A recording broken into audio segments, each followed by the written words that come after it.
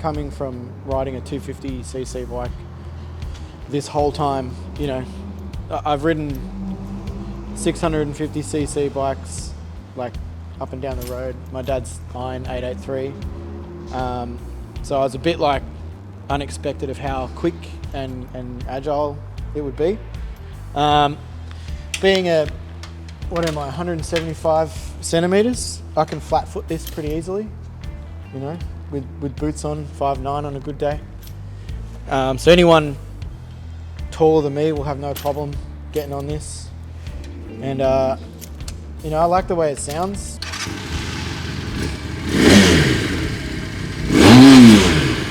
Yeah. To me, that's not, you know, too aggressive. Obviously, if I have one of these, that's the first thing I'd be doing, is making it a bit thumpier. One thing I really liked about this, and I've gotten used to it on my ST, is having a gear indicator, letting you know what gear you're in on the odometer here. That was the only thing I didn't like about the Honda, but maybe that's because I've just gotten used to being told what gear I'm in rather than feeling it. This thing handles really well, similar to the M3 now. It's real agile and nimble. Being a bigger bike, I thought it would be a bit, you know, gruntier and a bit heavier, but it took off like a little rocket, so I was pretty stoked about that. Because I've got the bar end mirrors, I'm always a bit hesitant to do it. I don't want to hit any cars. I got the opportunity to do it on this bike up on the right where the freeway entrance is. And yeah, you just, like, if you're standing here, it looks wide, but then going through traffic, it was easy. Didn't think twice about it. Super easy to do. Changing gears, I made a mental note between the two about clutch feel and the friction zone. As I said to Brad before, this felt very intuitive. You know, if you're someone who has just gotten on a bike, this would be so easy to ride. And if you're in Victoria, you know, being on a Lambs approved bike, be super easy. But being a motorcycle rider, I felt that this was really easy to kind of attune to quite quickly. You know, I've never ridden one of these before today. My mum's got a Moto4, which is really agile and easy to ride, and I felt like this was the same thing but with a bigger engine, basically. So yeah, good handling, good clutch control, not too loud and obnoxious. Yeah, overall handling was quite nice. Felt very easy to maneuver around tight corners and stuff. Felt pretty easy to get going.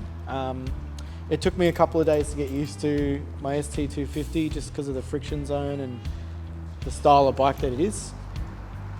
Getting in front of traffic was no problem. I was up doing like 70 in the third gear, so it was yeah, super easy to kind of, what I'll do is compare these as well. I was able to flat foot this too. They're kind of like the same height, same seating position.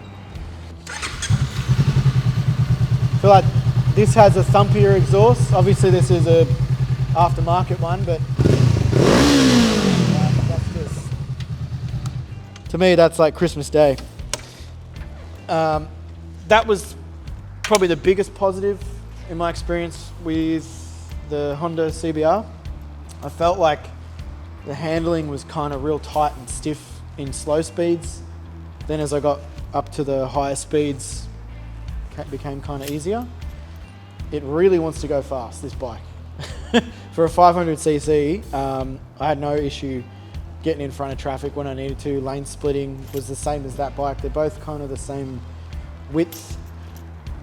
This just felt kind of heavier and more thumpier, you know.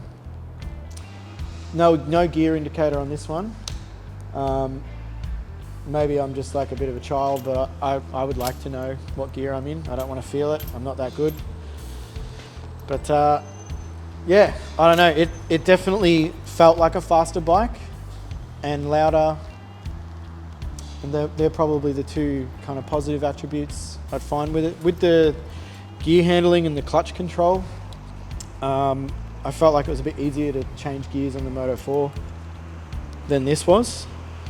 But yeah, they're pretty much like neck and neck, quite equal bikes. They've both got their positives and negatives and stuff.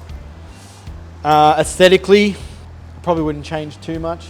If anything, I'd do like a tail tidy on the Moto4 and have the license plate up here. But yeah, they stack up against each other.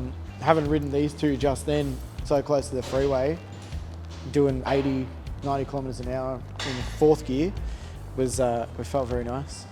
So pros, we've got handling, changing gears and clutch control, having a gear indicator and fuel. I'll start with the pros. Taking off and getting to high speeds pretty quick. For me, getting out of a jam, that's really important. If you've got like a bus or an idiot driver next to you and you just want to get away from them, this would be your bike to do it. That's learner approved, obviously, if you've just gotten your license. I don't know if all bikes come with a gear indicator now, but for me, like that would be a huge thing, very important for me riding, just because, I mean, you could feel and count what gear you're in, but I'm just lazy and I like to have it in front of me. So yeah, that would be a con. I feel like this is a bike you could take, you know, you could ride for 2-3 hours and you wouldn't have a sore butt.